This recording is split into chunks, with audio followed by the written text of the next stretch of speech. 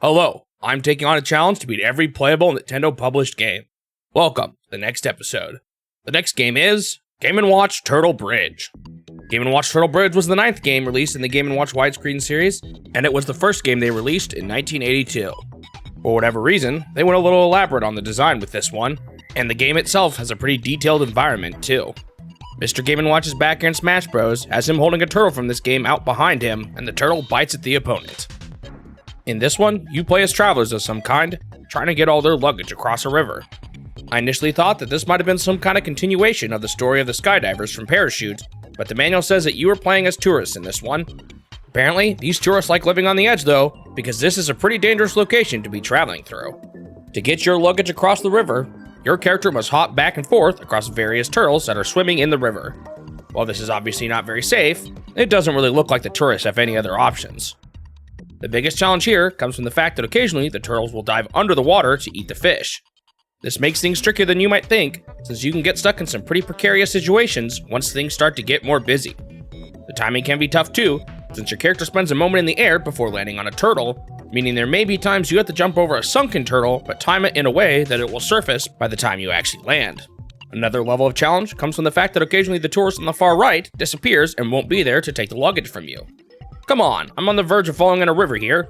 Can't you take a break after I get some of the luggage across? This can become especially difficult, since the far right spot is the least safe spot to be in, due to the fact that you only have one side you can jump to if the turtle is about to drop. There's one final mechanic to this one, and it's a big one. While you'll always earn 3 points for delivering an item of luggage, you can earn a variable amount of points when you return, depending on how quickly you're able to cross back and forth across the river. Based on your speed, you earn points in a range from 2 to 12. This adds an interesting risk-reward system to the game. You can always get points if you play it slowly, but it'll take you much longer to reach a high score if you don't move quicker. It's sort of reminiscent of Octopus, but instead of staying underwater to grab more treasure, you want to move as quick as possible without losing a life. I started with Game Mode A. In this game mode, there will never be a fish that will appear below the middle turtle. This means that you will always have a safe spot in the middle. This makes a pretty big difference, since it gives you a nice place to wait when the guy on the right is not present. That being said, I still struggled with this one. The slow jumping took me a while to get the hang of. With my target being the life refresh at 200, I failed to reach this goal on my first attempt, ending at 135 points. On my second run, things were looking pretty good, but I unfortunately lost my last life at 192. It took a few more tries, but eventually I made it to 200 and ended with a score of 358. In Game Mode B, as you might expect, they added fish below the middle turtle, so there was no longer a safe place to wait in this one. This made things quite a bit more difficult, and I lost 3 attempts in a row.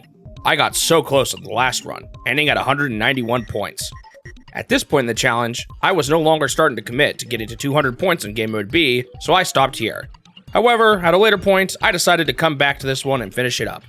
It still took me a few more tries, but on my third attempt back, I reached 200 points and the game was finally complete. On to the review. Despite how tough this one was, I liked how different it was. There was more freedom in its movement, similar to Helmet and Octopus, but the mechanics in general felt a bit more fresh this time around.